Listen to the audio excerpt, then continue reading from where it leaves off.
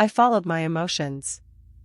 Completely, without question, with the absolute conviction that what I felt was what was true and that what was true was what I should act on. I was 24 and I was in love and I was making a series of decisions that felt, from the inside, like finally living authentically, finally being someone who trusted herself, who didn't overthink, who moved through the world guided by feeling rather than managed by fear. What I was actually doing was confusing emotional intensity with clarity. The relationship was with a woman named Cora whom I met during a summer that felt, retrospectively, like the inside of a storm. Everything was bright and urgent and charged. Cora was extraordinary in ways I can still describe, brilliant, physically graceful, possessed of a quality of attention that made you feel the world was more interesting than you'd realized. She moved through life at a speed and temperature that I wanted to match. I matched it. For 18 months I matched it, and the matching required me to operate almost entirely from my emotional system and almost entirely outside my reflective one. Decisions came fast. We moved in together at month 4. I left a job I'd been building for 2 years for something that looked better from the outside of a decision made in a state of romantic excitement. I relocated geographically. I restructured my entire life around the emotional logic of the relationship. Each individual decision had a feeling reason. Each feeling reason was real. None of them were examined. By month 12, I was living a life that looked almost nothing like what I'd been building before Cora, and I hadn't had a single considered conversation with myself about whether that was what I wanted. Not one. I had wanted her, and wanting her had produced a sequence of choices that I'd experienced as inevitable rather than as chosen. The word for this, which I found years later, is emotional fusion. The experience of being so merged with another person's emotional reality that your own disappears. Your feelings become indistinguishable from your responses to their feelings. Your desires become organized entirely around what the relationship requires. Fusion feels like love. Particularly in the early stages, when the merging is new and the intensity is high and nothing has yet required you to notice that you've lost your edges. What it actually is the temporary dissolution of the boundary that allows you to be a separate person in a relationship rather than simply a component of one. The dissolution is temporary because it's unsustainable. At some point the dissolved self starts to reassert, imperfectly, often anxiously, through conflict or withdrawal or the specific kind of relationship anxiety that arrives when you suddenly can't find yourself inside what's happening. For me the reassertion started around month 14 and looked like picking fights. Becoming irritable about things that hadn't bothered me before. Finding Cora's qualities, the very ones I'd been drawn to, suddenly grating. Not because she'd changed.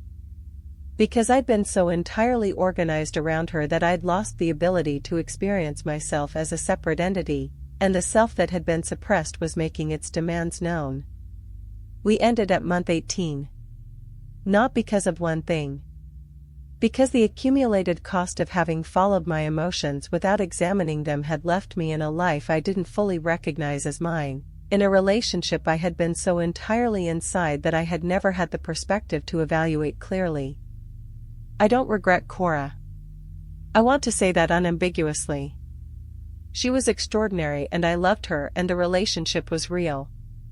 What I regret is what I brought to it, the totality of my emotional investment, without the parallel investment in maintaining my own ground. Without the reflective alongside the felt. Emotions are information. They're valid, they're important, they're not to be dismissed or suppressed. But they're one source of information, not the only one. They tell you what you want. They don't always tell you what's wise. They tell you what feels true right now. They don't always tell you what will still feel true after the intensity settles. The practice I've built since is something like, feel the feeling fully, and then step slightly outside it. Ask, what is this feeling telling me? What does it want? And then, separately, what do I actually think about that? What else do I know? What would I advise a friend who told me this feeling and asked me what to do? That pause, not a dismissal, not a suppression. A pause and a question. That's the gap where I live now. Between the feeling and the response. It's small. But it's mine. And everything real gets built in that small space.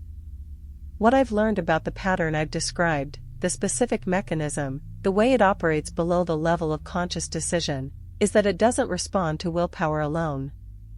Willpower is useful for short-term resistance.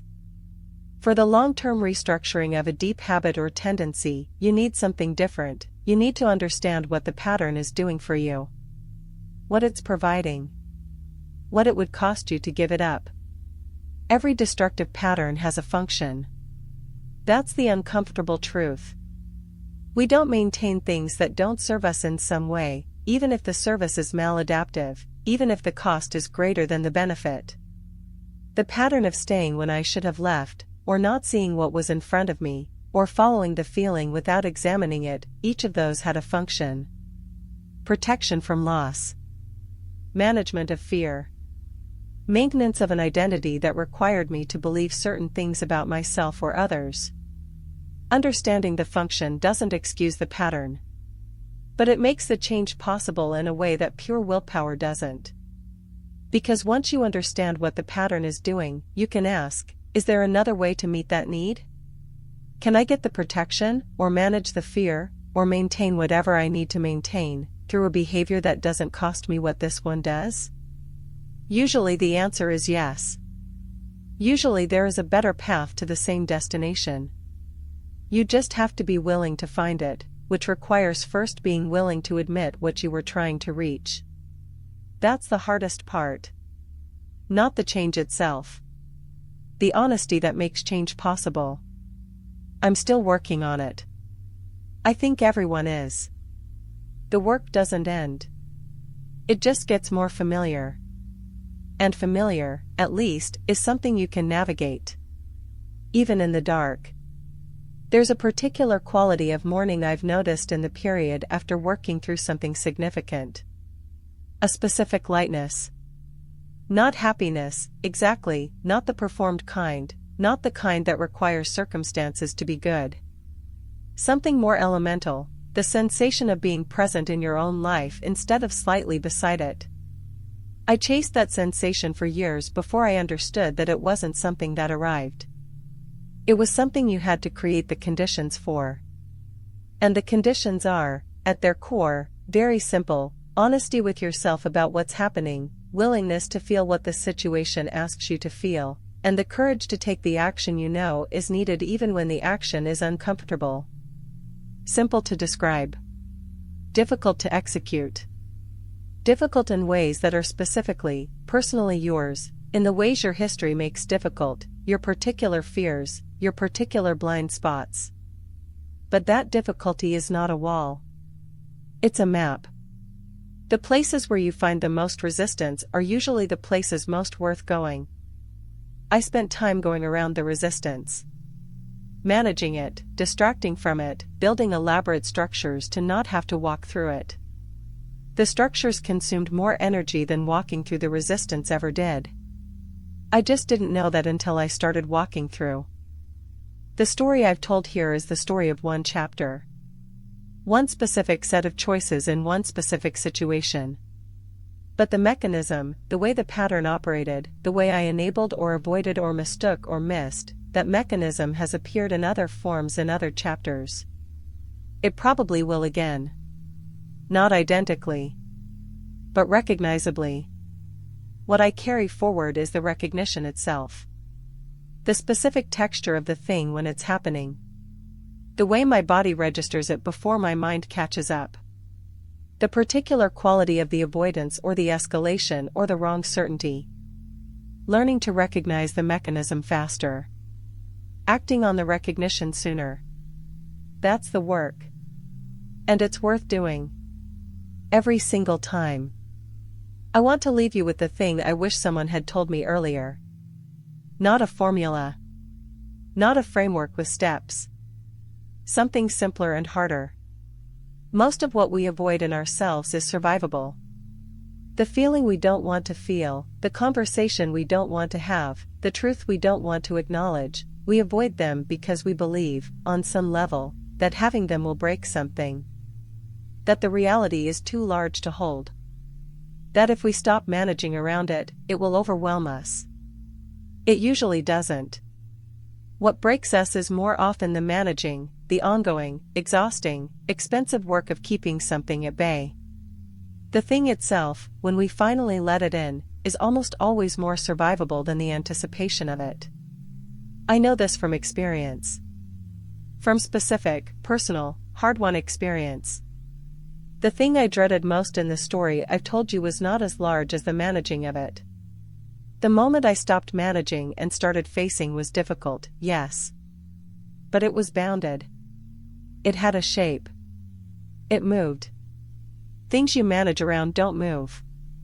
They sit in exactly the same place, requiring the same amount of energy to maintain, for as long as you're willing to keep paying.